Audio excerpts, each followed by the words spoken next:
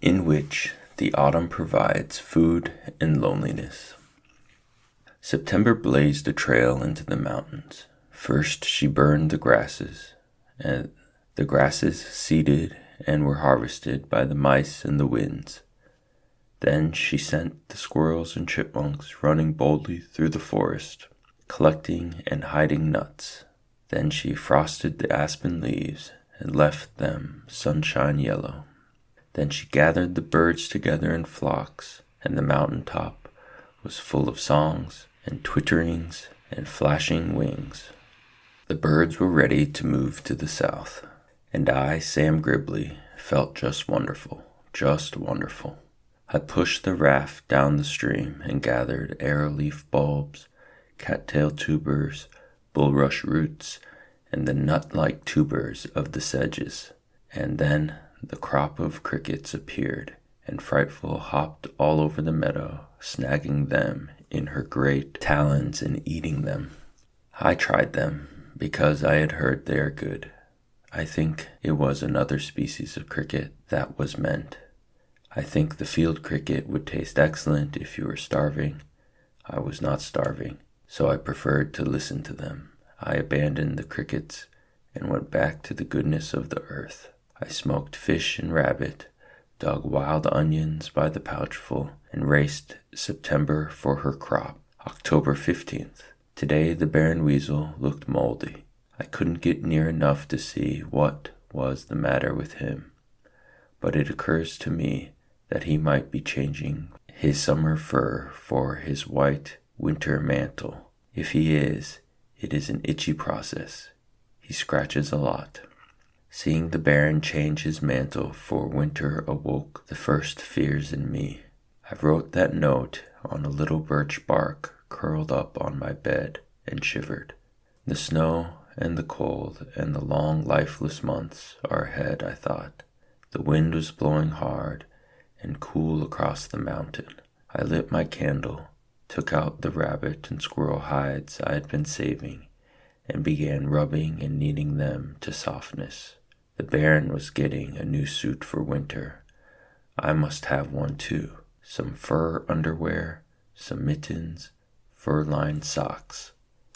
Frightful, who was sitting on the footpost of my bed, yawned, fluffed, and thrust her head into the slate-gray feathers of her back. She slept. I worked for several hours. I must say here that I was beginning to wonder if I should not go home for the winter and come back again in the spring. Everything in the forest was getting prepared for the harsh months. Jesse Coon James was as fat as a barrel. He came down the tree slowly, his fat falling in a roll over his shoulders. The squirrels were working and storing food. They were building leaf nests. The skunks had burrows and plugged themselves in at dawn with bunches of leaves. No drafts could reach them. As I thought of the skunks and all the animals preparing themselves against the winter, I realized suddenly that my tree would be as cold as the air if I did not somehow find a way to heat it. Notes. Today I rafted out into the deep pools of the creek to fish. It was a lazy sort of autumn day, the sky clear, the leaves beginning to brighten, the air warm. I stretched on my back because the fish weren't biting and hummed. My line jerked and I sat up to pull, but it was too late. However, I was not too late to notice that I had drifted into the bank. The very bank where Bondo had dug the clay for the jam pots. At that moment I knew what I was going to do. I was going to build a fireplace of clay, even fashion a little chimney of clay. It would be small, but enough to warm the tree during the long winter. Next day, I dragged the clay up the mountain to my tree in my second best pair of city pants. I tied the bottoms of the legs and stuffed them full, and as I looked down on my strange cargo, I thought of scarecrows and Halloween. I thought of the gang dumping ash cans on 3rd Avenue and soaping up the windows. Suddenly, I was terribly lonely. The air smelled of leaves, and the cool wind from the stream hugged me. The warblers in the trees above me seemed gay and glad about their trip south. I stopped halfway up the mountain and dropped my head. I was lonely and on the verge of tears. Suddenly there was a flash, a prickling sensation on my leg, and I looked down in time to see the Baron leap from my pants to the cover of fern. He scared the loneliness right out of me. I ran after him and chased him up the mountain, losing him from time to time in the ferns and crow feet. We stormed into camp, an awful sight, the Baron bouncing and screaming ahead of me, and me dragging a half scarecrow of clay. Frightful took one look and flew to the end of her leash. She doesn't like the Baron and watches him, well, like a hawk. I don't like to leave her alone. End notes. Must make fireplace. It took 3 days to get the fireplace worked out so that it didn't smoke me out of the tree like a bee. It was an enormous problem. In the first place, the chimney sagged because the clay was too heavy to hold itself up. So I had to get some dry grasses to work into it so it could hold its own weight. I whittled out one of the old knotholes to let the smoke out and built the chimney down from this. Of course, when the clay dried, I pulled it away from the tree and all the smoke poured back in on me. So I tried sealing the leak with pine pitch, and that worked all right, but the funnel over the fire bed cracked, and I had to put wooden props under that.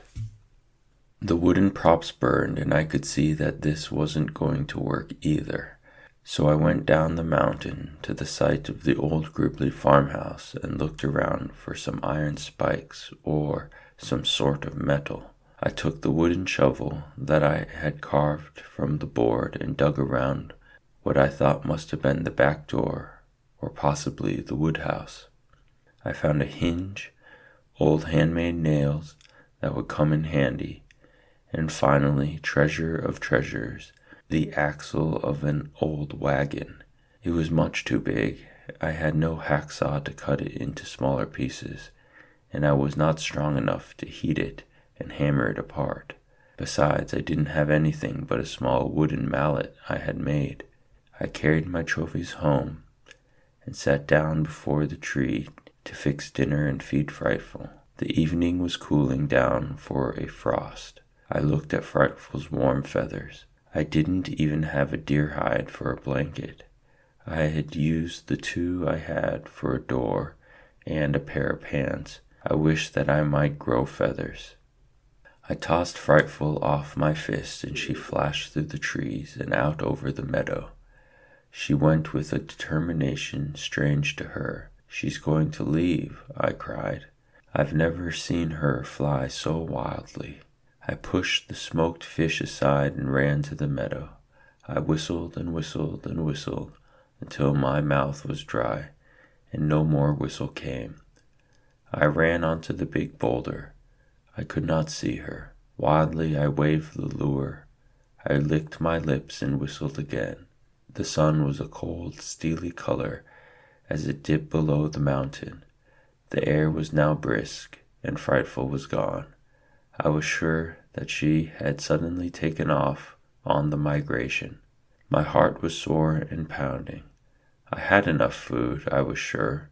Frightful was absolutely not necessary for my survival, but I was now so fond of her.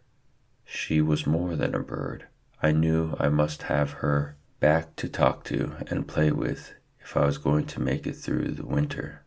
I whistled. Then I heard a cry in the grasses up near the white birches. In the gathering darkness I saw movement. I think I flew to the spot, and there she was.